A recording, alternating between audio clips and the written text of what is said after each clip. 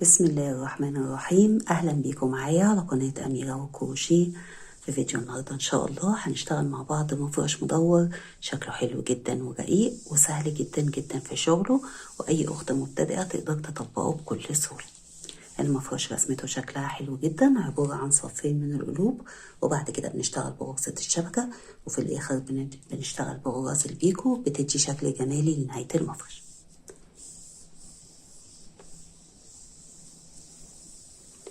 أنا هنا اشتغلت المفرش بخيط قطن فتلته متوسطة السمك، واشتغلت بإبرة مقاس 2.5 الألومنيوم. طلع طول القطر 65 سنتي، وأخد مني 135 جرام من الخيط. وطبعا انت تقدري تشتغلي بأي خيوط تكون مناسبة للمفارش، سواء رفيعة أو متوسطة السمك أو سميكة نوعا ما. أهم حاجة تشتغلي بالإبرة المناسبة لسمك الخيط. يلا بينا نبدأ مع بعض إن شاء الله في تنفيذ المفرش. نبدأ بسم الله الرحمن الرحيم. أول حاجة بتعملي عقدة البداية وبتشتغلي 11 سلسلة، 1 2 3 4 5 6 7 8 9 10 11. بعد كده بتدخلي جوه أول سلسلة تقفلي بمنزلقة، تسحبي الخيط وبتعديه من على اللفة اللي عليه. السطر الأول بدايته بترتفعي سلسلة، والسلسلة دي سلسلة ارتفاع مش بتتحسب معانا عمود. تاخدي لفة على الإبرة وتدخلي جوه الحلقة، وتبقي واخدة معاكي الخيط تحت الشغل عشان تقفلي بالمرة. وهنا السطر الأول عندنا عبارة عن 33 عمود. هتشتغلي كده أول عمود، 2 3 4 5، وبتكمليهم لحد ما يبقى عندك 33 عمود. وانت شغاله كده بتقربي الاعمده جنب بعض. تمام، هتكمليهم 33 عمود ونرجع نكمل. انا كده كملتهم 33 عمود. هنا بقى هنقفل بمنزلقه على اول عمود، بتسيبي السلسله اللي ارتفعناها وبتدخلي كده تحت اللفتين بتوع اول عمود، تسحبي الخيط وبتعديه من على اللفه اللي على الابره بمنزلقه. تمام، بتظبطي كده الاعمده. يبقى احنا عندنا السطر الاول عباره عن ارتفاع سلسله زائد 33 عمود بلفه. بعد كده بتقصي الخيط اللي كنت واخداه تحت الشغل.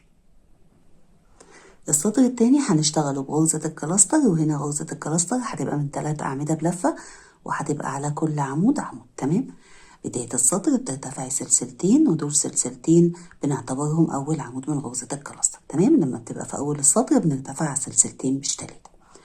كده يعتبر اشتغلنا على أول عمود أول عمود من غرزة الكلاستر. هنروح على تاني عمود، نشتغل عمود ناخد منه لفتين ونسيب لفة. على العمود اللي بعده عمود تاخدي منه لفتين وتسيبي لفة. تمام، هنا عندنا 3 لفات عشان اللفة الأساسية تعتبر لفة أول عمود. هتاخدي ال3 لفات مع بعض بسحبة واحدة. كده قفلنا غرزة الكلاستر الأولى. بعدها 5 سلاسل، 1 2 3 4 5. عندنا هنا هنشتغل غرزة كلاستر من 3 أعمدة على كل عمود عمود. وغرزة الكلاستر بنشتغلها إن احنا بنشتغل ال3 أعمدة على كل عمود عمود، بناخد من كل عمود لفتين ونسيب لفة عليه. كده 1 2 3. هنا بقى هيبقى عندك 4 لفات، ال3 بتوع الأعمدة واللفة الأساسية، تاخديهم مع بعض كده بسحبة واحدة. كده قفلنا غرزة الكلاستر. بعدها بتشتغلي 5 سلاسل، 1 2 3 4 5. وده اللي بيتكرر معاكي لحد آخر السطر، غرزة كلاستر من 3 أعمدة. تمام، انت كده خلاص عرفتي طريقتها. عمود 2 3، تاخدي اللفات كلها مع بعض وتشتغلي 5 سلاسل، 1 2 3 4 5. تمام، هتكرري بالشكل كده لحد آخر السطر، وفي آخر السطر هيبقى عندك 11 من غرزة الكلاستر 5 سلاسل. آخر السطر التاني بعد ما اشتغلتي آخر 5 سلاسل بتقفلي بمنزلقة على غرزة الكلاستر مطرح ما قفلنا الأعمدة. تدخلي كده وتسحبي الخيط وبتعديه من على اللفة اللي عليه. هنا بقى بنرجع السطر التاني عشان المفرش يطلع معاكي مظبوط. هيبقى عندنا من غرزة الكلاستر 5 سلاسل 11، يعني الجزء متكرر 11 مرة. 1 2 3 4 5 6 7 8 9 10 11. السطر التالت بدايته هتدخلي بمنزلقة على أول سلسلة من الخمسة،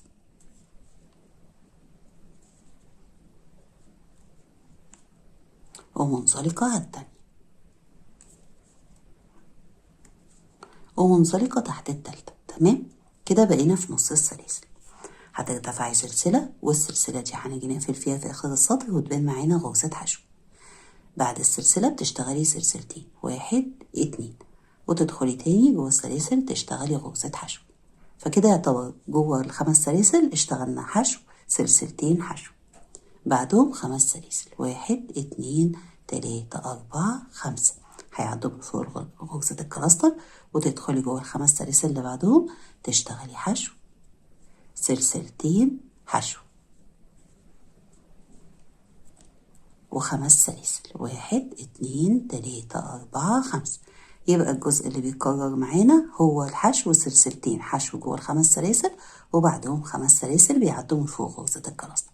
هتكرري حشو، سلسلتين حشو، و5 سلاسل، 1 2 3 4 5. بتكرري كده لحد آخر السطر، وهنا برضو الجزء بيتكرر معاكي 11 مرة.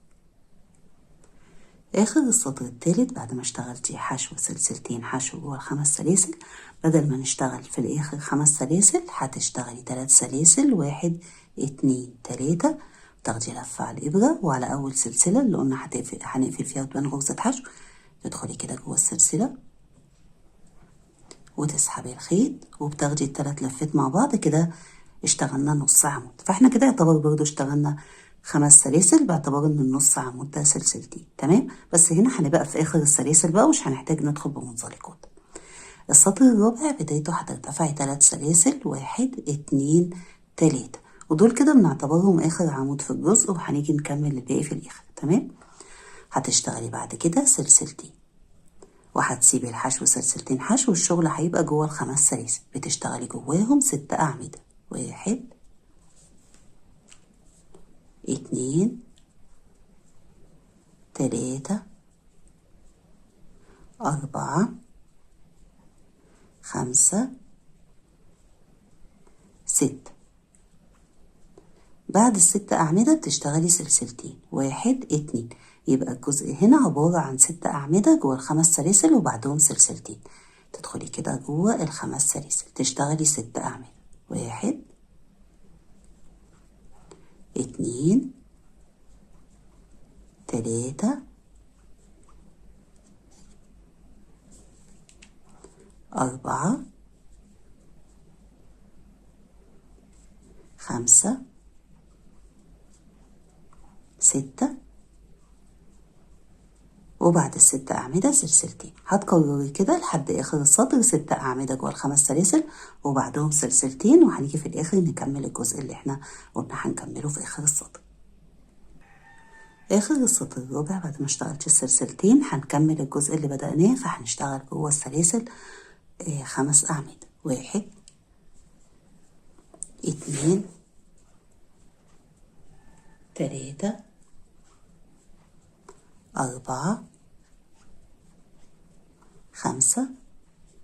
والثلاث سلاسل اللي اشتغلناهم في الأول هما العمود السادس. هتعدي كده سلسلة 2 3، وبتقفلي بمنزلقة جوه تالت سلسلة، وهيتبقى عندك بعدها سلسلتين. تمام، ده كده شكل السطر الرابع. السطر الخامس بدايته هنشتغل جوه أول سلسلة غرزة كلاستر من 3 أعمدة زي اللي اشتغلناها تحت، بس هنا هنشتغلها جوه السلسلة. تمام، فهتدخلي كده بمنزلقة جوه السلسلة، وهترتفعي سلسلتين، ودول بيعتبروا أول عمود من غرزة الكلاستر. بعد كده هتدخلي جوه السلسلة تشتغلي عمودين، بتاخدي من كل عمود منهم لفتين وتسيبي لفة. ده كده يعتبر تاني عمود، باعتبار ان السلسلتين هما العمود الأول. هتدخلي تاني تشتغلي تالت عمود، تاخدي منه لفتين وتسيبي لفة، وبعدين بتاخدي اللفات مع بعض. كده اشتغلنا غرزة كلاستر جوه أول سلسلة. بعدها 3 سلاسل، 1 2 3، تدخلي جوه تاني سلسلة.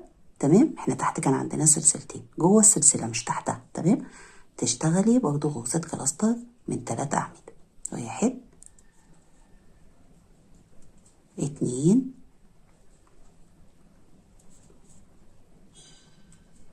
3. تمام، بتقفليها. فكده بقى عندنا اشتغلنا على السلسلتين غرزة كلاستر، 3 سلاسل غرزة كلاستر. بعد كده بتشتغلي 4 سلاسل، 1 2 3 4. احنا تحت عندنا 6 أعمدة، هنسيب أول عمود مش هنشتغل عليه، وبعد كده هنشتغل غرزة كلاستر من 4 أعمدة، على كل عمود من ال4 بنشتغل عمود. فبتسيبي أول عمود وبتشتغلي غرزة كلاستر. ده كده أول عمود بنسيب منه لفة على الإبرة، 2 3 4، وهيتبقى العمود السادس مش هنشتغل عليه. يبقى كده سيبنا أول عمود وآخر عمود. هتاخدي اللفات كلها مع بعض، وبعد غرزة الكلاستر بتشتغلي 4 سلاسل، 1 2 3 4. يبقى احنا عندنا قبل غرزة الكلاستر اللي من 4 أعمدة في 4 سلاسل وبعدها 4 سلاسل، أما ال3 بيبقوا ما بين غرزتين الكلاستر اللي اشتغلناهم على ايه؟ على السلسلتين. الجزء اللي انا هشتغله معاكي ده هو اللي بيتكرر معاكي لحد اخر السطر. عندنا سلسلتين، هنشتغل جوه اول واحدة غرزة كلاستر من 3 أعمدة.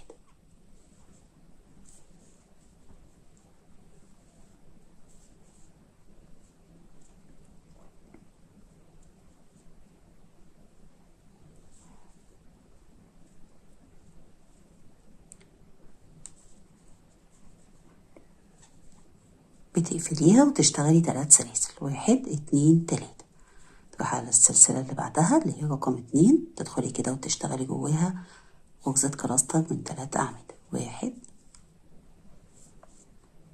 2 3. تقفليها. فكده احنا على السلسلتين اشتغلنا غرزتين كلاستر ما بينهم 3 سلاسل. بعد غرزتين الكلاستر اللي اشتغلناهم على السلسلتين بتشتغلي 4 سلاسل، 1 2 3 4. هنشتغل غرزة كلاستر من 4 أعمدة، فبتسيبي أول عمود وتشتغلي غرزة الكلاستر على ال4 أعمدة. على كل عمود بتشتغلي عمود وتسيبي منه لفة على الإبرة. آخر عمود مش بتشتغلي عليه، هتاخدي اللفات كلهم مع بعض بسحبة واحدة وتشتغلي 4 سلاسل، 1 2 3 4. تمام، ده كده بيبقى الشكل عندك. يبقى التكرار عبارة عن من أول غرزة الكلاستر لحد ال4 سلاسل اللي بعد غرزة الكلاستر اللي من 4 أعمدة. هتكرري كده ونيجي نكمل. آخر السطر الخامس بعد ما اشتغلت ال4 سلاسل اللي بعد غرزة الكلاستر التانية، هنا تحت عندنا 5 أعمدة وارتفاع 3 سلاسل كانوا العمود السادس. فهتسيبي أول عمود وتشتغلي غرزة الكلاستر اللي من 4 أعمدة، 1 2 3 4، وبتقفليها. وهنا عندنا العمود السادس اللي بنسيبه هو ارتفاع 3 سلاسل. بعد كده بتشتغلي 1 2 3 4، 4 سلاسل، وبتقفلي منزلقة مطرح ما قفلنا غرزة الكلاستر. تمام، ده كده شكل السطر الخامس. السطر السادس بدايته هتدخلي بمنزلقة على أول سلسلة من ال3، وتدخلي بمنزلقة تحت السلسلة. تمام، كده بقينا في نص ال3 سلاسل. هترتفعي 3 سلاسل باعتبارهم عمود وتشتغلي عمودين، 1 2. يبقى احنا كده جوه ال3 سلاسل. تمام، اشتغلنا 3 أعمدة، وال3 أعمدة دول أول سطر في القلب. يعني القلب عندنا هيبدأ يتكون، ده أول سطر منه عبارة عن 3 أعمدة. تمام، بعد كده بتشتغلي 3 سلاسل، 1 2 3. واحنا هنا عندنا 4 سلاسل قبل غرزة الكلاستر اللي من 4 أعمدة و4 سلاسل بعدها. هتشتغلي غرزة كلاستر من 3 أعمدة جوه تالت سلسلة، 1 2 3. يعني هنسيب قبل غرزة الكلاستر سلسلة. تمام، هتشتغلي غرزة كلاستر من 3 أعمدة جوه تالت سلسلة اللي هي قبل غرزة الكلاستر. بعدها بتشتغلي سلسلتين، 1 2. يبقى بعد غرزة الكلاستر سلسلتين. هنا عندنا 4 سلاسل بعد غرزة الكلاستر، هنشتغل برضو غرزة كلاستر بس ايه على تاني سلسلة. يعني هنسيب هنا قبلها سلسلة وبعدها سلسلة. فهتسيبي أول سلسلة وتدخلي على التانية تشتغلي غرزة كلاستر من 3 أعمدة،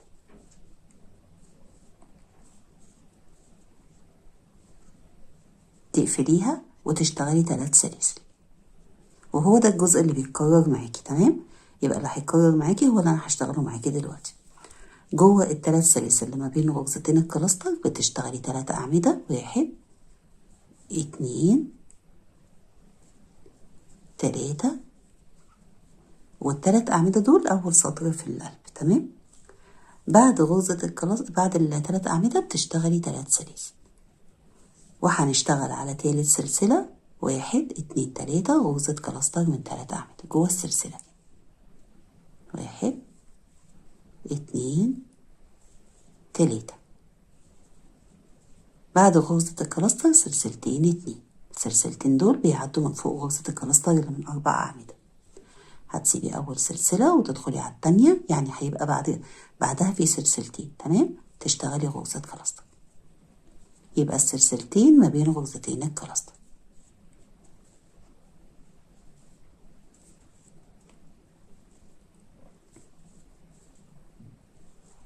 تمام، بتقفليها وتشتغلي 3 سلاسل 1 2 3 وتبدأي تكرري. يبقى التكرار هيبقى ان انت بتشتغلي جوه الثلاث سلاسل اللي ما بين غرزتين الكلاستر 3 أعمدة، بعدهم 3 سلاسل على السلسلة الثالثة غرزة كلاستر من 3 أعمدة، سلسلتين على السلسلة الثانية غرزة كلاستر من 3 أعمدة، وبعد كده بتشتغلي ال3 سلاسل. هتكرري الجزء ده كده لحد الآخر. آخر السطر السادس بعد ما اشتغلتي ال3 سلاسل بتقفلي بمنزلقة على تالت سلسلة اللي بنعتبرها أول عمود من التلاتة.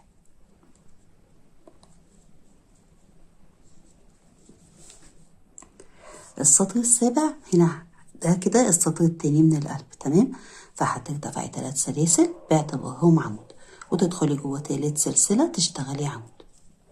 فكده يعتبر اشتغلنا على أول عمود عمودين، على التاني عمود واحد بس، على التالت عمودين 1 2. فكده السطر التاني من القلب عندنا فيه 5 أعمدة. هتشتغلي 3 سلاسل 1 2 3. تمام، هنا ما بين غرزتين الكلاستر عندنا سلسلتين، هتسيبي أول سلسلة وتدخلي جوه تاني سلسلة تشتغلي غرزة كلاستر من 3 أعمدة 1 2 3. اشتغلناها على تاني سلسلة. بعد ما بتقفليها بتشتغلي 3 سلاسل 1 2 3، وهو ده الجزء اللي بيتكرر معاكي لحد آخر السطر. تمام، يبقى احنا هنا عندنا 3 أعمدة هنخليهم 5 بإننا بنشتغل على أول عمود عمودين 1 2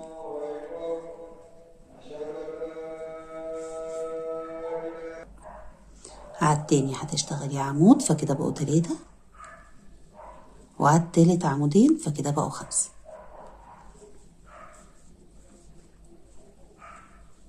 واحد 2 3 4 5، 3 سلاسل 1 2 3، وبتسيبي ال3 سلاسل وغرزة الكلاستر وبتشتغلي غرزة كلاستر على تاني سلسلة. ما بين غرزتين الكلاستر عندنا سلسلتين، بتشتغلي غرزة كلاستر على التانية.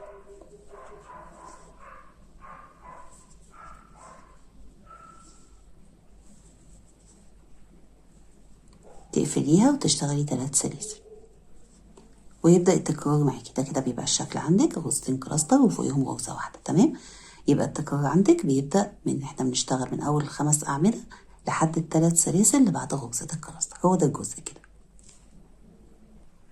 آخر السطر السابع بعد ما اشتغلتي ال3 سلاسل بتقفلي منزلقة على تالت سلسلة.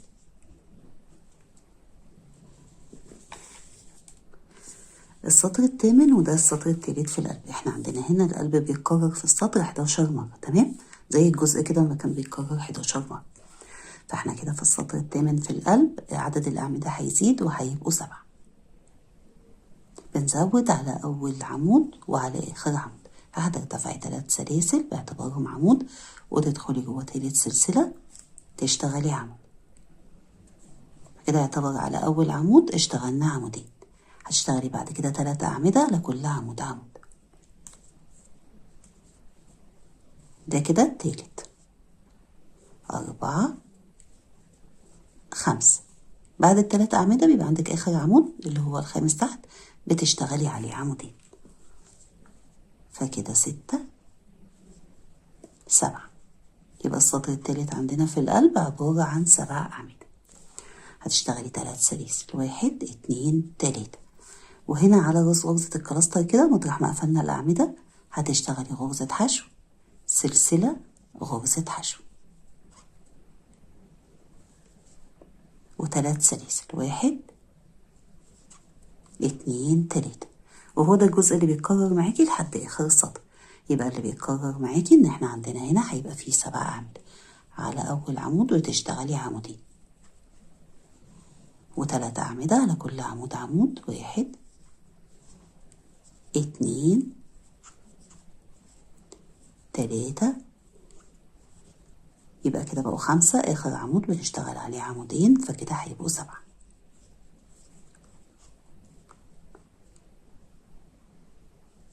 بعد ال7 أعمدة بتشتغلي 3 سلاسل، وعلى راس غرزة الكلاستر مطرح ما قفلنا الأعمدة كده بتشتغلي غرزة حشو، سلسلة، غرزة حشو، و3 سلاسل، 1 2 3. يبقى الجزء بقى عبارة عن 7 أعمدة، 3 سلاسل، وعلى غرزة الكلاستر حشو، سلسلة، حشو، وبعدها 3 سلاسل. هتكرري كده لحد آخر السطر. آخر السطر الثامن بعد ما اشتغلتي ال3 سلاسل بتقفلي المنزلقة على تالت سلسلة من سلاسل الارتفاع.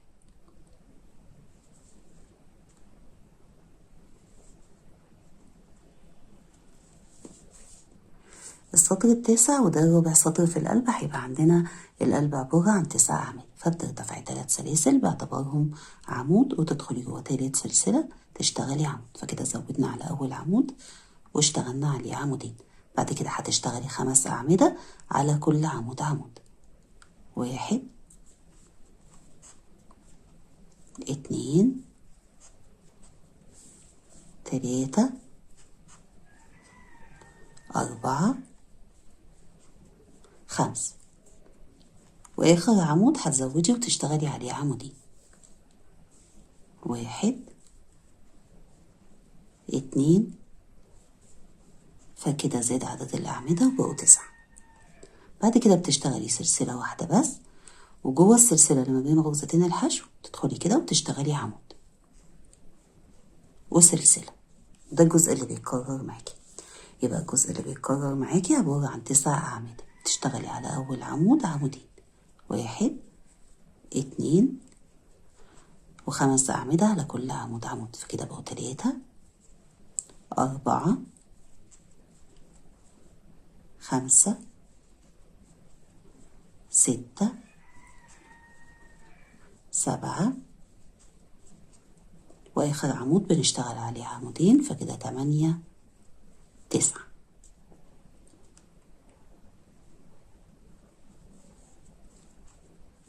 يبقى كده عندنا عدد الأعمدة بقوا 9. سلسلة، وجوه السلسلة اللي ما بين غرزتين الحشو بتشتغلي عمود وسلسلة، وبتكرري. هتكرري كده لحد آخر السطر. يبقى الجزء عبارة عن 9 أعمدة، سلسلة، عمود جوه السلسلة، سلسلة. كرري ونرجع نكمل. آخر السطر التاسع بعد ما اشتغلتي سلسلة عمود سلسلة بتقفلي بمنزلقة على تالت سلسلة من سلاسل الارتفاع.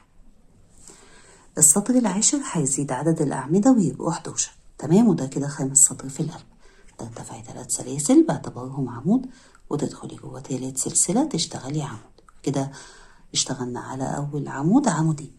بعد كده بتشتغلي على كل عمود عمود لحد ما توصلي للعمود الأخير هنشتغل عليه عمودين، فكده بقى عندنا 3 أعمدة، 4 5 6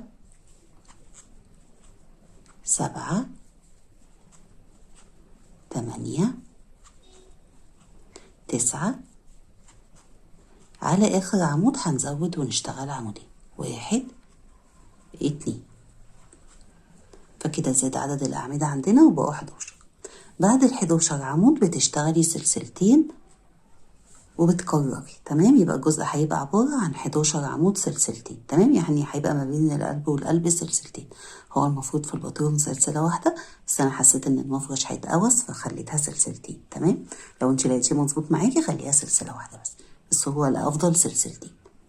هتكرري. يبقى اللي بيتكرر معانا بنشتغل على أول عمود عمودين، وبعد كده بنشتغل على كل عمود عمود. 1 2 3 4 5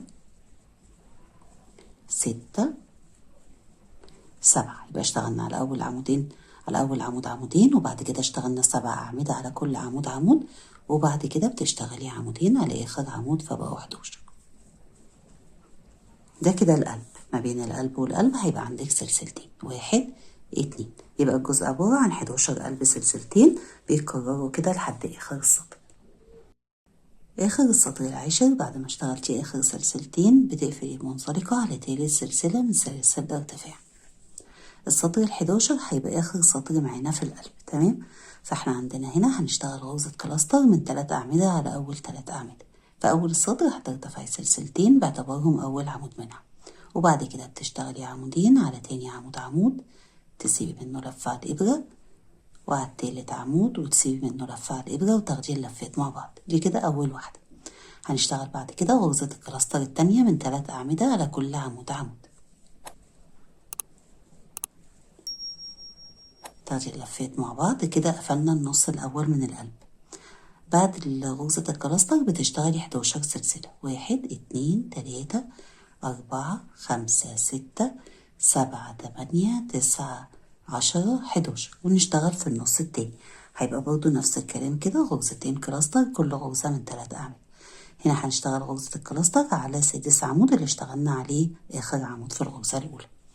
هتشتغلي كده 3 أعمدة، تمام؟ عمود على نفس العمود، وعمود على اللي بعده، وعمود على اللي بعده، تاخدي اللفات. كده اشتغلنا غرزة الكلاستر الأولى.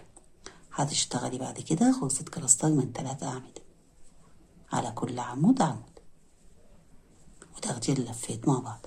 كده ده كده شكل القلب، تمام؟ يبقى القلب عبارة عن غرزتين كلاستر ورا بعض، 11 سلسلة غرزتين كلاستر ورا بعض.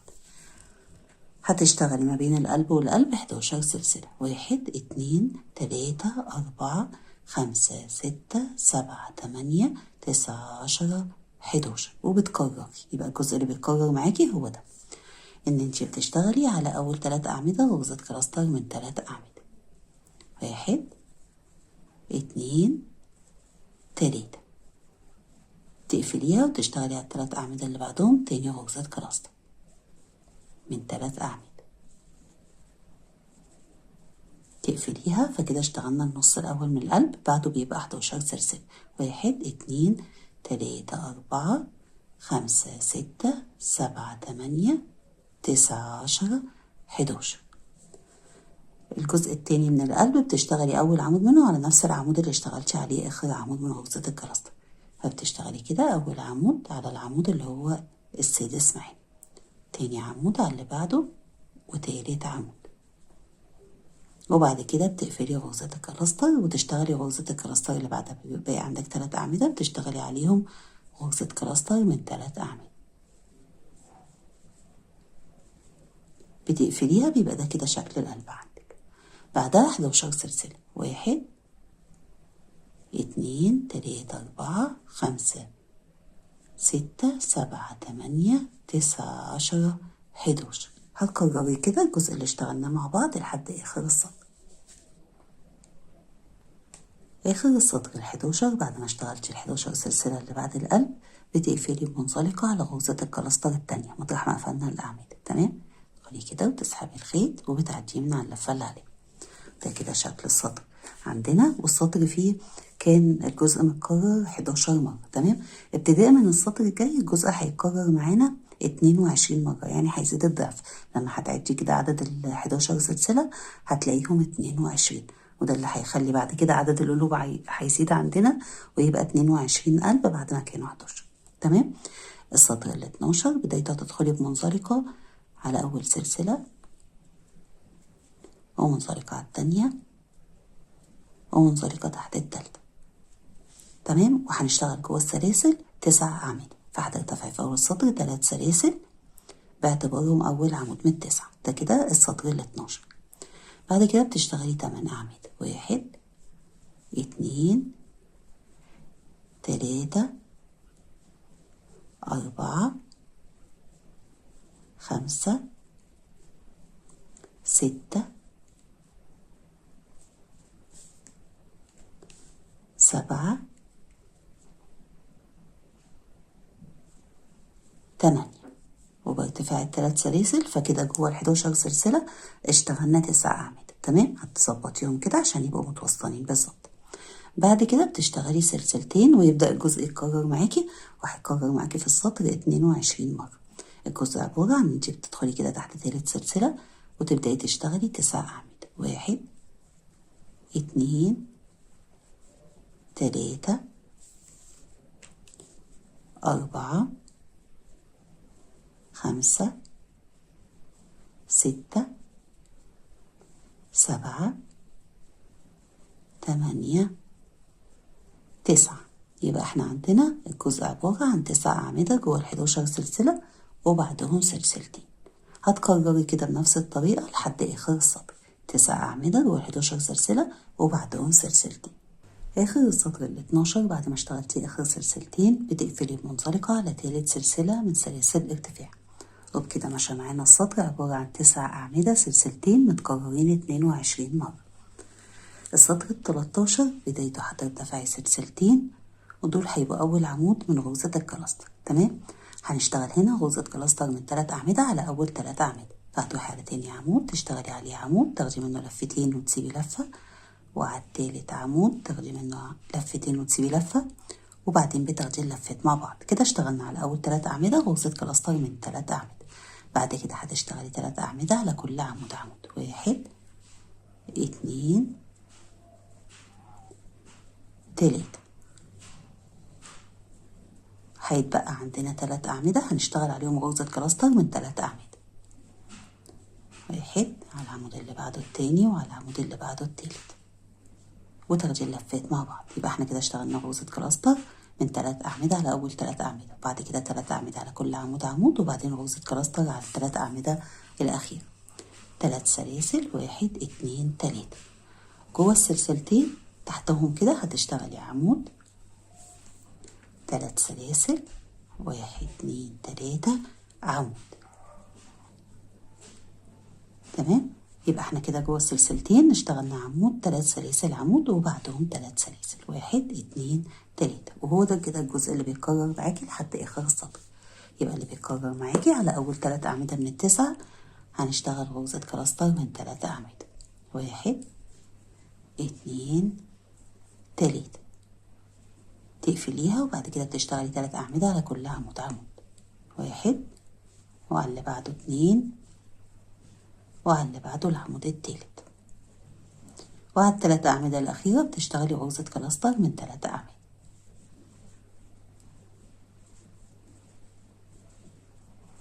تمام، بعد كده 3 سلاسل 1 2 3، وبنشتغل كده تحت السلسلتين عمود و3 سلاسل عمود وبعدهم 3 سلاسل 1 2 3. ده كده اللي بيتكرر معاكي لحد آخر السطر، وهيتكرر 22 مرة.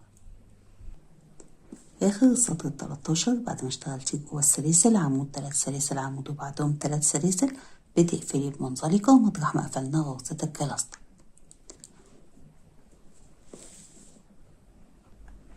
السطر ال14 بدايته هنجمع ال5 أعمدة بغرزة كلاستر من 5 أعمدة. احنا عندنا هنا غرزة كلاستر يعني الراس بتاعتها راس عمود واحد وبعدين 3 أعمدة، فكده 4، وغرزة الكلاستر تعتبر عمود فكده 5 أعمدة. هنجمعهم مع بعض بغرزة كلاستر من 5 أعمدة. أول السطر هترتفعي سلسلتين ودول بنعتبر أول عمود من غرزة الكلاستر اشتغلنا على غرزة الكلاستر.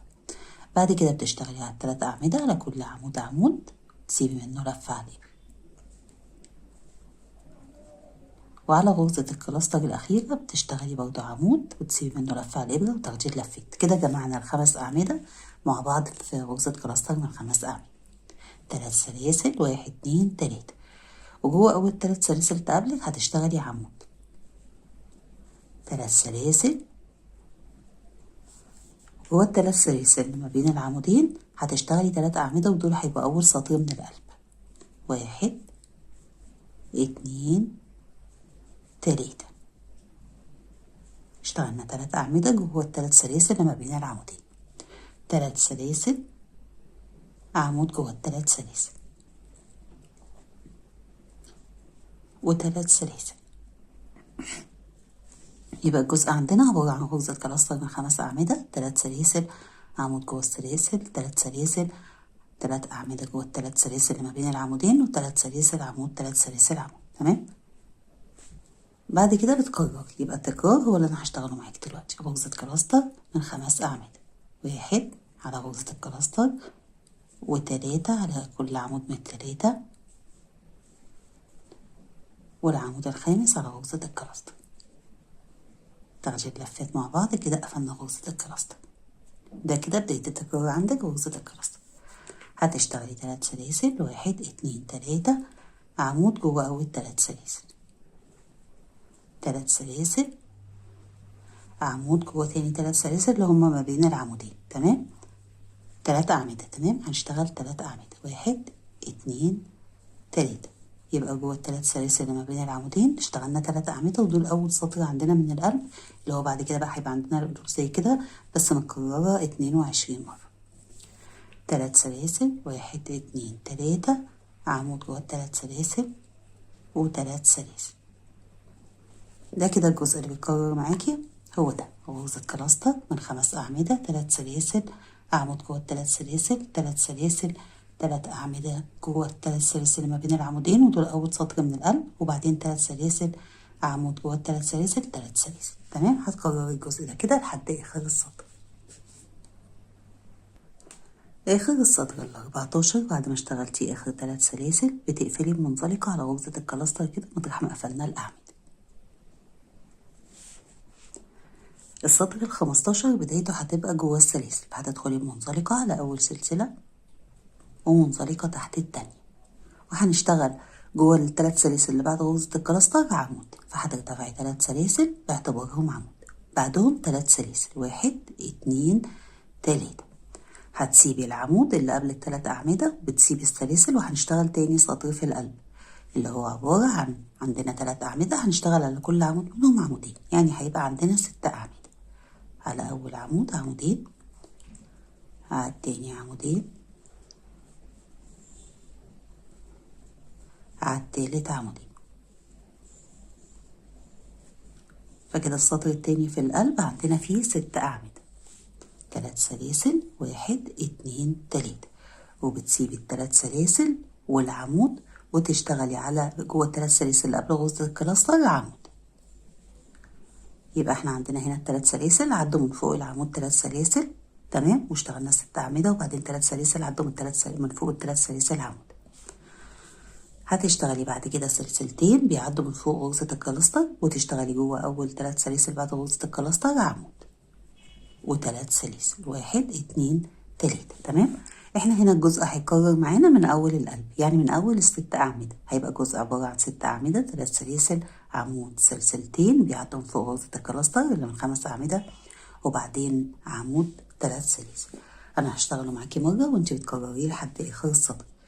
يبقى عندنا ال3 سلاسل العمود وال3 سلاسل اللي قبل ال3 أعمدة دول ما بنشتغلش عليهم، بنشتغل على ال3 أعمدة على كل عمود عمودين، 1 2،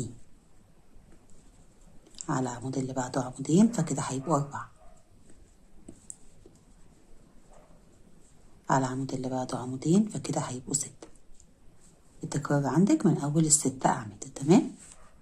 بعد ال6 أعمدة بتشتغلي 3 سلاسل، والعمود بنشتغله جوه ال3 سلاسل اللي قبل غرزة الكلاستر، بتشتغلي عمود، سلسلتين يعدوا من فوق غرزة الكلاستر، والعمود اللي بعد كده بتشتغليه جوه ال3 سلاسل اللي بعد غرزة الكلاستر، و3 سلاسل، 1 2 3، ويبدأ معاكي التكرار. يبقى التكرار هو 6 أعمدة، 3 سلاسل، عمود جوه ال3 سلاسل اللي قبل غرزة الكلاستر، سلسلتين، عمود جوه ال3 سلاسل اللي بعد غرزة الكلاستر، وبعدين 3 سلاسل. هتكرري الجزء ده كده لحد آخر السطر. آخر السطر ال15 بعد ما اشتغلتي 3 سلاسل، عمود جوه ال3 سلاسل اللي قبل غرزة الكلاستر، بتشتغلي سلسلتين وتقفلي بمنزلقة على تالت سلسلة من سلاسل الارتفاع اللي بنعتبرهم العمود اللي بعد غرزة الكلاستر. تمام. يبقى كده بقى عندنا عمود، سلسلتين، عمود. السطر ال16 بدايته هتبقى من على أول عمود من الستة، فهندخل بمنزلقات لحد ما نوصل لأول عمود. منزلقة على أول سلسلة، ومنزلقة على التانية، منزلقة على التالتة، ومنزلقة على أول عمود من الستة، ويبدأ معانا السطر ال16. هترتفعي 3 سلاسل باعتبارهم عمود، وهنشتغل على أول عمود عمود كمان، يعني هنشتغل على أول عمود عمودين.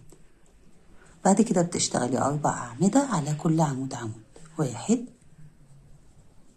2 3 4، وعلى العمود السادس بتشتغلي عمودين، 1 2. ده كده تالت سطر من القلب عبارة عن 8 أعمدة. اشتغلنا على أول عمود عمودين، وعلى آخر عمود عمودين، وما بينهم 4 أعمدة، فالإجمالي كده 8 أعمدة.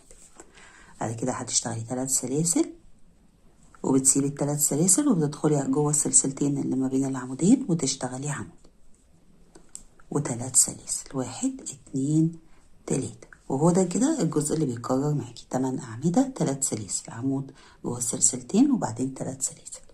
هكرره معاكي مرة وانتي بتكرريه هو. يبقى ده كده السطر التالت من القلب، عبارة عن 8 أعمدة، عمودين على أول عمود، و4 أعمدة على كل عمود عمود. فده كده بقى 3 أعمدة، 4 5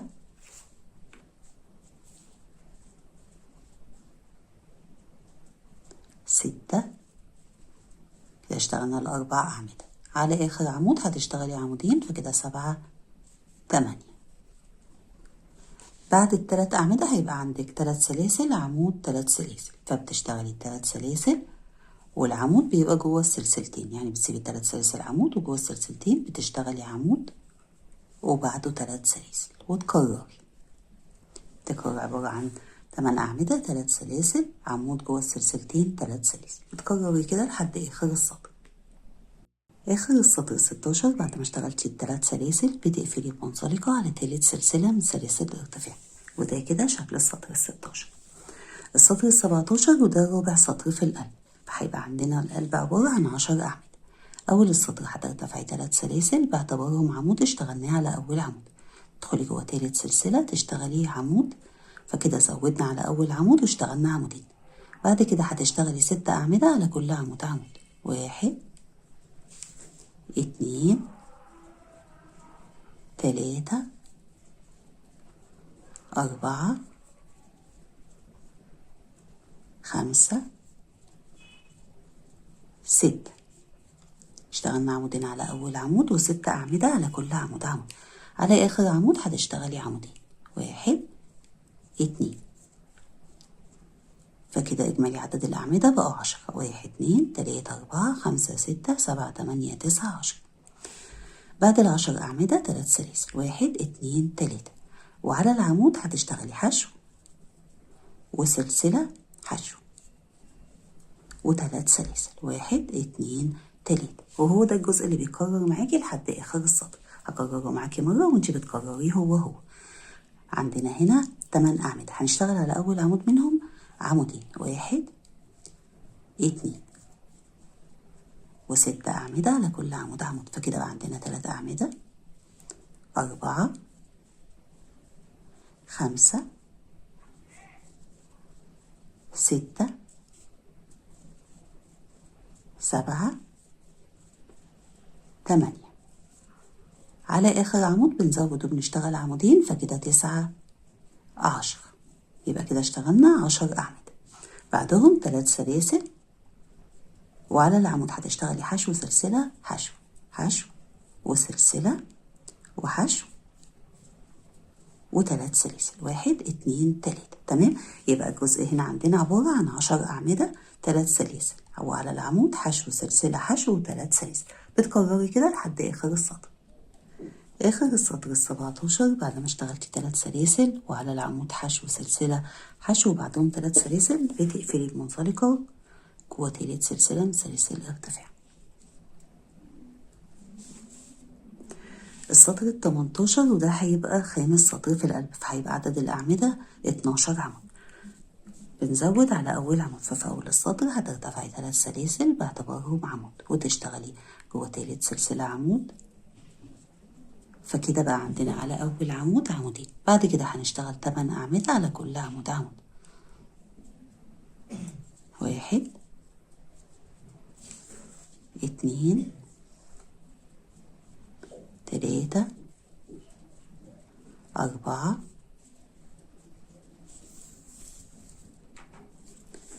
5 6 7 8. اشتغلنا عمودين على أول عمود و8 أعمدة، فكده 10. وعلى آخر عمود بتشتغلي عمودين، 1 2، فكده عدد الأعمدة بقى 12 عمود. تمام. بعد ال 12 عمود هتشتغلي سلسلة، وجوه السلسلة اللي ما بين غرزتين الحشو بتشتغلي عمود وبعده سلسلة، والسطر كله هيمشي معاكي عبارة عن 12 عمود، سلسلة عمود جوه السلسلة وبعدين سلسلة. تمام. هنكرر كده وبعد كده انت بقى بتكرري لحد آخر السطر. هتشتغلي 12 عمود، على أول عمود بتشتغلي عمودين، يعني بنزود على أول عمود زي تحت كده، بتزود على أول عمود وعلى آخر عمود، وبعد كده بتشتغلي على كل عمود عمود، 1 2 3 4 5 6 7 8. فكده بقى عندنا 10 أعمدة، وعلى آخر عمود بنزود وبنشتغل عمودين، 1 2، فكده عدد الأعمدة عندنا 12 عمود. بعد ال 12 عمود بتشتغلي سلسلة وعمود جوه السلسلة اللي ما بين غرزتين الحشو وسلسلة، يبقى السطر كله عبارة عن 12 عمود، سلسلة عمود جوه السلسلة وبعدين سلسلة. بتكرري الجزء ده كده لحد آخر السطر. آخر السطر 18 بعد ما اشتغلتي سلسلة عمود جوه السلسلة وبعدين سلسلة، بتقفلي بمنزلقة على تالت سلسلة من سلاسل الارتفاع. ده كده شكل السطر 18. السطر 19 وده سادس سطر في القلب. احنا عندنا في السطر اللي تحت 12 عمود، هنشتغل على أول 5 أعمدة منهم على كل عمود عمود، فهترتفعي 3 سلاسل ودول بنعتبرهم عمود اشتغلناه على أول عمود. بعد كده هتشتغلي 4 أعمدة على كل عمود عمود، فده كده يعتبر تاني عمود باعتبار 3 سلاسل أول عمود. كده 3 4 5. يبقى احنا كده اشتغلنا على أول 5 أعمدة على كل عمود عمود، سلسلتين، وبنشتغل على العمودين اللي بعدهم على كل عمود غرزة حشو، 1 2، سلسلتين، 1 2، وهيتبقى عندنا 5 أعمدة هنشتغل عليهم على كل عمود عمود، 1 2 3 4 5. تمام. يبقى احنا عندنا كده السطر السادس من القلب عبارة عن 5 أعمدة على كل عمود عمود، سلسلتين، غرزتين حشو على العمود السادس والسابع، وبعد كده سلسلتين و5 أعمدة على آخر 5 أعمدة. سلسلة، الفرق ما بين القلب والقلب هيبقى سلسلة، وهو ده اللي هيتكرر معاكي لحد آخر السطر. السلسلة هتعدي كده من فوق السلسلة عمود سلسلة، وبنكرر على أول 5 أعمدة من ال 12 هتشتغلي على كل عمود عمود، 1 2 3 4 5. بعد ال5 أعمدة سلسلتين، على عمود السادس بتشتغلي غرزة حشو، وعلى السابع غرزة حشو، يعني غرزتين حشو ورا بعض، سلسلتين، وهيبقى باقي عندك 5 أعمدة هتشتغلي على كل عمود منهم عمود، 1 2 3 4 5. ده كده شكل السطر السادس من القلب. ما بين كل قلب وقلب بيبقى فيه سلسلة بتعدي من فوق السلسلة عمود سلسلة، هو ده كده الجزء اللي بيتكرر معاكي لحد آخر السطر. آخر السطر 19 بعد ما اشتغلتي القلب وبعده اشتغلتي السلسلة، هتقفلي بمنزلقة على تالت سلسلة من سلاسل الارتفاع. السطر ال20 ده هيبقى آخر سطر معانا في القلب، تمام؟ فاحنا هنا هنشتغل على أول 5 أعمدة غرزة كلاستر من 5 أعمدة. هترتفعي في أول السطر سلسلتين 2 باعتبارهم أول عمود من غرزة الكلاستر. بعد كده هتشتغلي 4 أعمدة على كل عمود عمود، وبتسيبي من العمود لفة على الإبرة. هتشتغلي كده على تاني عمود تاخدي منه لفتين وتسيبي لفة على الإبرة. على التالت عمود تسيبي منه لفة على الإبرة، وعلى الرابع، على الخامس. فاحنا كده اعتبر اشتغلنا على أول 5 أعمدة على كل عمود عمود، وسيبنا منه لفة على الإبرة باعتبار إن السلسلتين دول أول عمود. هتاخدي كده اللفات كلها مع بعض بسحبة واحدة. بعد كده بتشتغلي 12 سلسلة، 1 2 3 4 5 6 7 8 9 10 11 12. بعد ال 12 سلسلة هتتنقلي على ال5 أعمدة اللي بعد السلسلتين، تمام؟ ده كده الجنب الأول من القلب، وده كده التاني. هنشتغل عليه برضو غرزة كلاستر من 5 أعمدة. على كل عمود بتشتغلي عمود وتسيبي منه لفة على الإبرة كده. 1 2 3 4 5. كده عندنا لفات ال5 أعمدة واللفة الأساسية. بتاخدي اللفات كلها كده مع بعض بسحبة واحدة. فاحنا كده القلب عندنا بقى عبارة عن غرزة كلاستر من 5 أعمدة، 12 سلسلة غرزة كلاستر. وزي ما انت شايفة كده شكله باين معايا. ما بين القلب والقلب هيبقى عندك 10 سلاسل. 1 2 3 4 5 6 7 8 9 10. يبقى ال 12 سلسلة جوه القلب، أما ما بين القلب والقلب 10. تمام؟ هنكرر المرة التانية وانت بتكرري لحد آخر السطر. على ال5 أعمدة هنشتغل غرزة كلاستر من 5 أعمدة. تشتغلي على كل عمود عمود وتسيبي منه لفة على الإبرة كده. 3 4 5. تاخدي اللفات كلها كده مع بعض بسحبة واحدة، تمام؟ فكده قفلنا النص القلب الأول. بعد غرزة الكلاستر 12 سلسلة. 1 2 3 4 5 6 7 8 9 10 11 12. ونتنقل على 5 أعمدة اللي بعد كده، تمام؟ اللي هي الجزء التاني من القلب. نشتغل برضو نفس غرزة الكلاستر اللي من 5 أعمدة على كل عمود عمود، وبتسيبي منه لفة على الإبرة.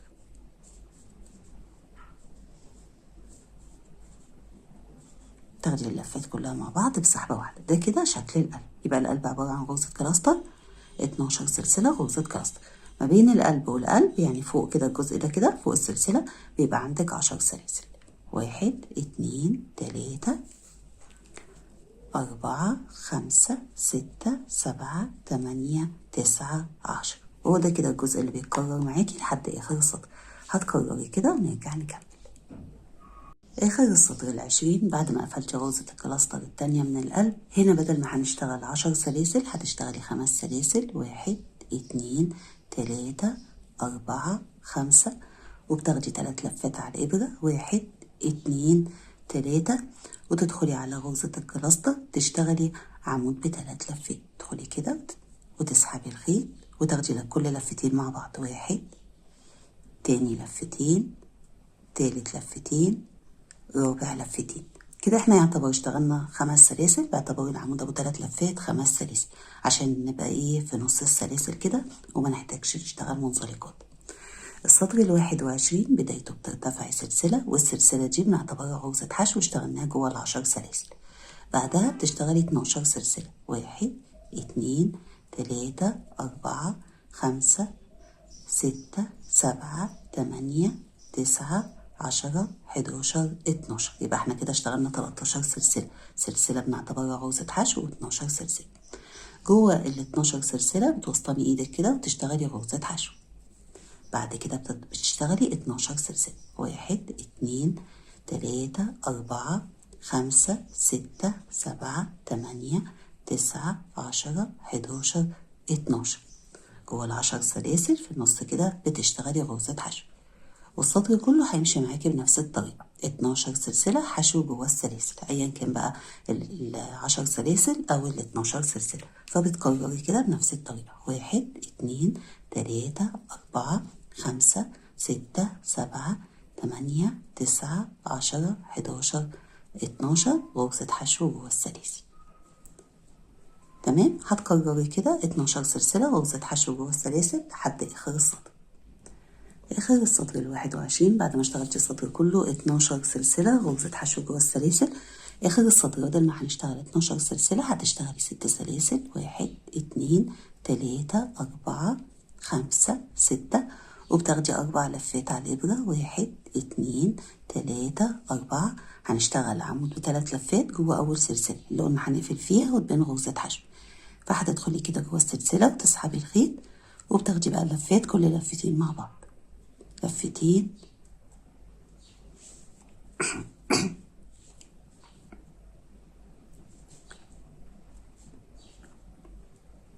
1 2 3 4 5 يبقى خدنا اللفات على 5 مرات. تمام، وكده برضه يعتبر اشتغلنا 12 سلسلة بس عشان نبقى في نص السلاسل. السطر ال22 كله برضه هيمشي معانا 12 سلسلة غرزة حشو جوه السلاسل، فهترتفعي في أول السطر سلسلة دي بنعتبرها غرزة حشو، وبعد كده بتشتغلي 12 سلسلة. 1 2 3 4 5 6 7 8 9 10 11 12 جوه السلاسل بتشتغلي غرزة حشو. وهنا برضو قبل ما انسى، السطر اللي فات ده ماشي معانا كله عبارة عن 12 سلسلة غرزة حشو متكررين 44 مرة بما فيهم قفلة السطر اللي هي كانت عبارة عن 6 سلاسل عمود ب4 لفات. تمام كده بقى ايه، اشتغلنا سلسلة وبعدها اشتغلنا 12 سلسلة وغرزة حشو جوه السلسلة. هتكرري كده بنفس الطريقة 12 سلسلة. 1 2 3 4 5 6 7 8 9 10 11 12 وغرزة حشو جوه السلاسل. تمام، هتكرري كده بنفس الطريقة لحد آخر السطر، وفي آخر السطر برضو هيبقى عندك 44 من ال 12 سلسلة حشو، يعني نفس السطر اللي قبله. تمام، هتكرري كده ونرجع نقفل مع بعض. آخر السطر ال 22 بعد ما اشتغلتي آخر 12 سلسلة هتقفلي بمنزلقة على أول سلسلة اشتغلناها، وقلنا لما هنقفل فيها تبان معانا غرزة حشو.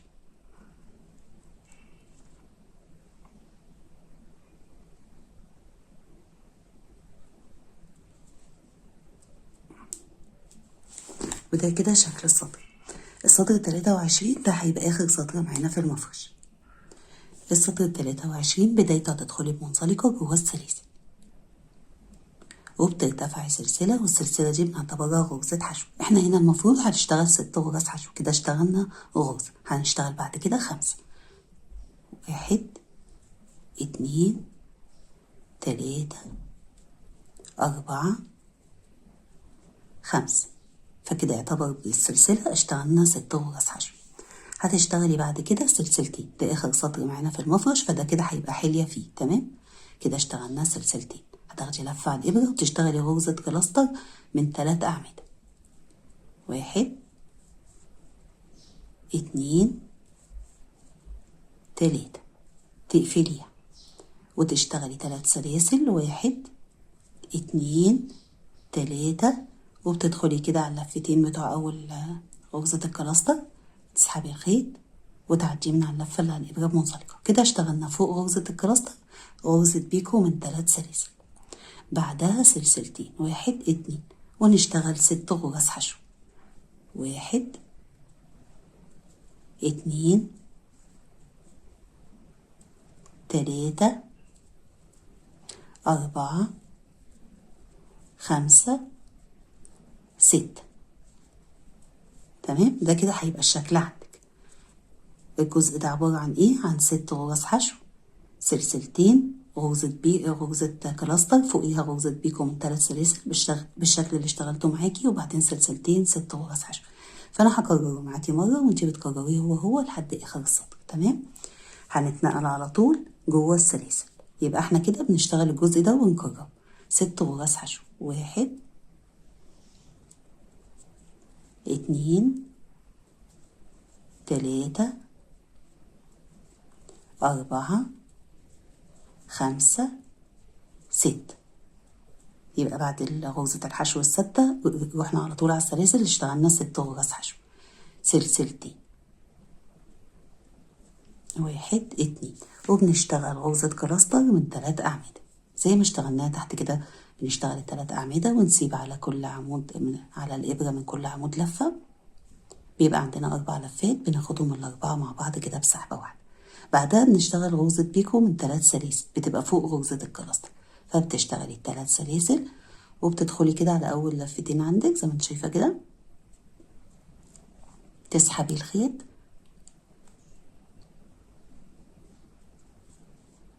وتعديه من على اللفة اللي على الإبرة بمنزلقة كده فوق غرزة الكلاستر. اشتغلنا غرزة بيكو، بعدها سلسلتين وبتشتغلي 6 غرز حشو. تدخلي تاني جوه السلاسل تشتغلي 6 غرز حشو. 1 2 3